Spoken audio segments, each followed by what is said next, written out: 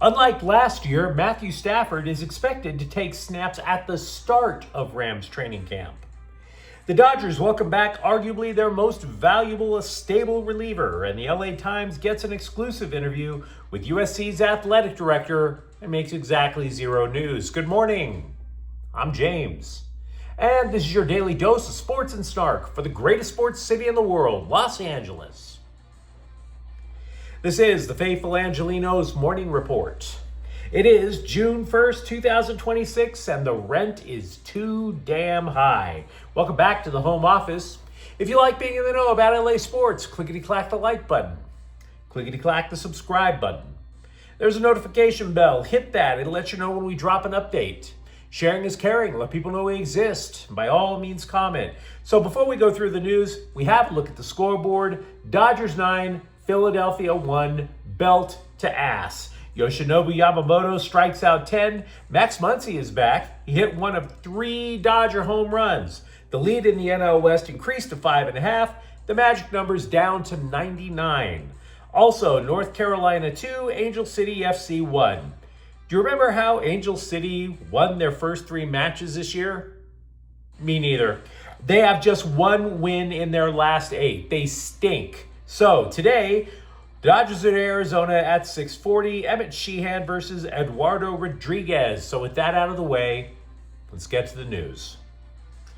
We have a smidgen of clarity on how the Rams plan to treat Matthew Stafford for training camp. Just a little glimpse. You might recall that the MVP missed the first month of training camp last year with back pain. They originally thought it was only going to be about 4 or 5 days. Turned out to be a whole month. So instead of practicing, the Rams locked Stafford in a special trailer off to the side. He was summarily strapped to an exam table against his will, surrounded by AI-controlled robotic arms built by Stark Industries that injected him with stem cells, tiger blood, Campbell soup, and the blood of the elderly. Well, the trailer will return for this training camp, but Stafford is going to be more of a participant this year, apparently from the very start. Now, to be clear, there is going to be a limit on said snaps, and he damn sure isn't going to be playing in any preseason game, but the training camp snaps will absolutely matter. It is a thing. Do you recall last year? Yes, Stafford wound up just balling out and winning MVP, but there was a very slow start with Davante Adams. People were wondering why. Was Adams washed? Did the coaching staff know what they were doing? And then all of a sudden, in about 5 and 6 weeks, Adams was unstoppable.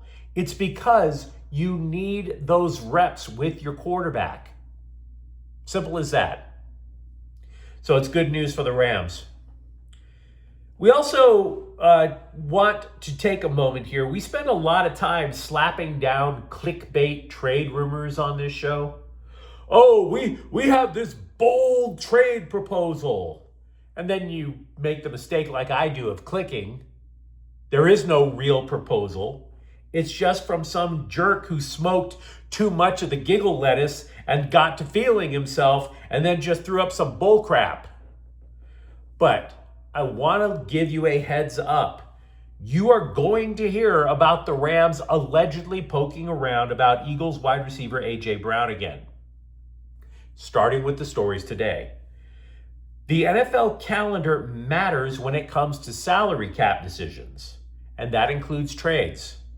See, one of the reasons that the Eagles did not follow through on trading Brown to LA is because if you wait for June 2nd, tomorrow, Philadelphia can trade Brown and then spread out the $43.5 million that they would owe him in bonuses.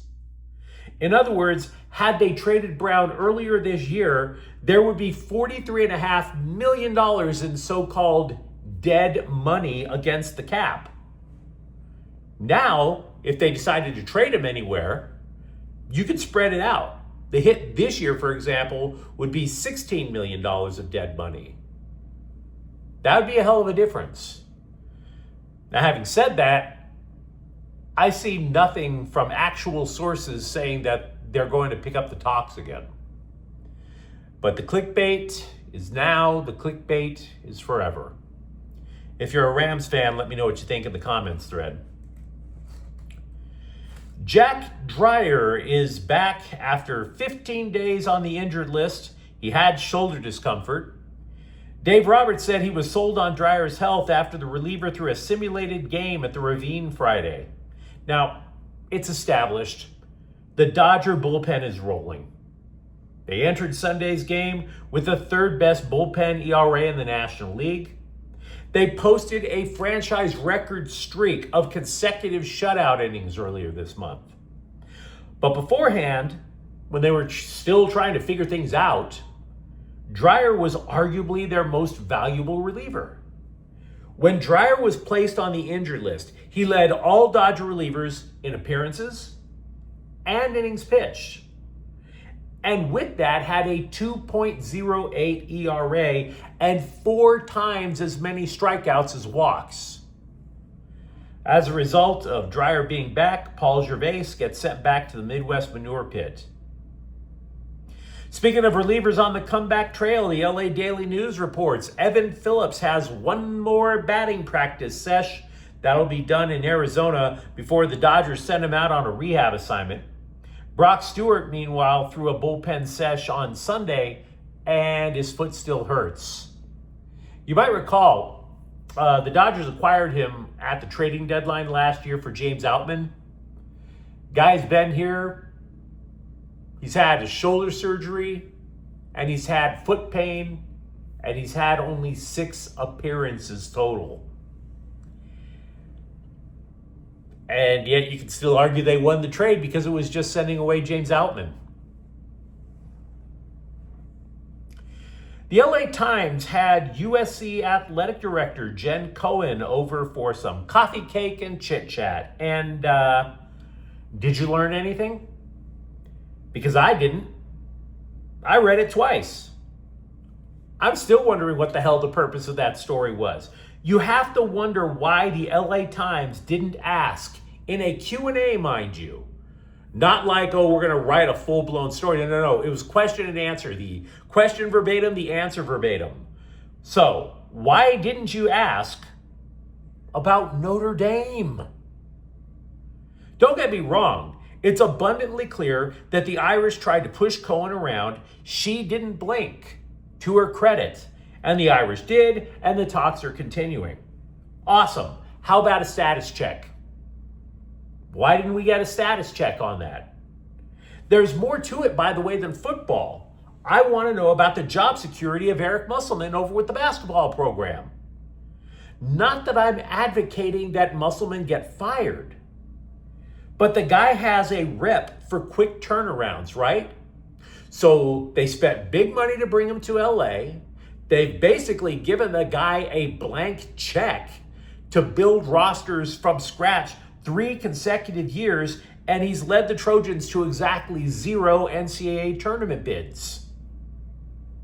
But instead, the LA Times spent all this time talking about financial hypotheticals. They pulled more hypotheticals out of their ass than a proctologist on half-off colonoscopy day.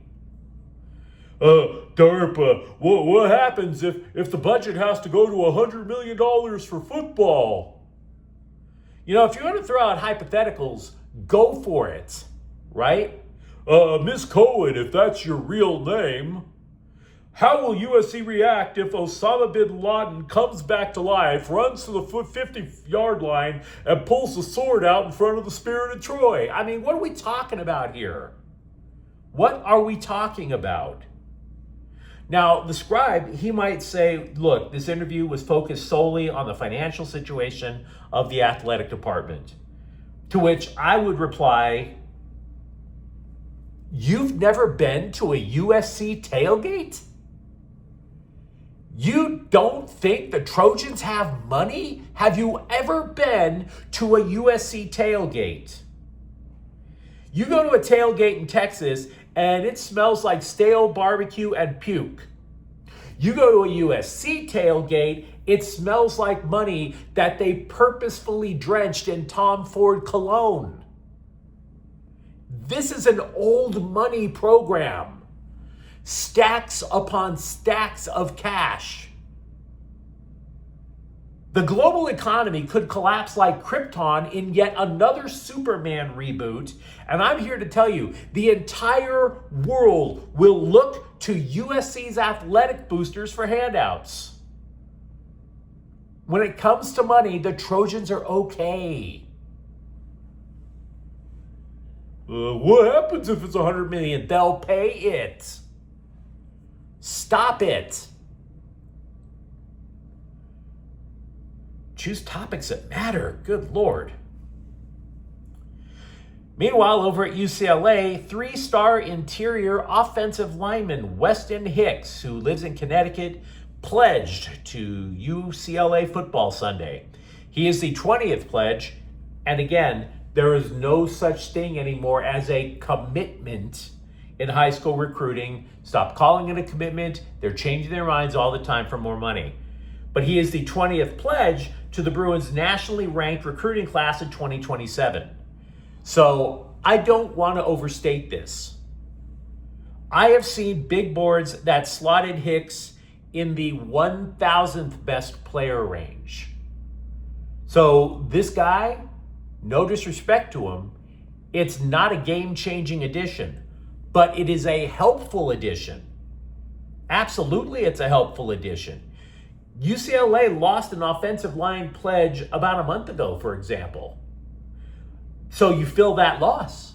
Moreover, I think if you can't recruit an elite 5-star lineman, somebody that you know is going to be your left tackle, if you can't recruit an elite offensive tackle, there's nothing wrong with somebody who's a, quote, interior offensive lineman. That means he can play either guard position or center. Versatility is valuable. But you let me know what you think in the comments thread. Talk to me if you're a Rams fan about Matthew Stafford and a definitive plan to keep him healthy for the upcoming Rams season. And for that matter, the state of the Dodger bullpen and the state of the Dodgers overall. How much are you confident in this team to get a three-peat? And if you enjoyed this update, don't forget to subscribe to Faithful Angelenos. We're talking LA sports every single day. Thank you for watching. I'm James. We'll be back tomorrow. Faithful Angelenos is a Kian Cortel Queso production. Take care.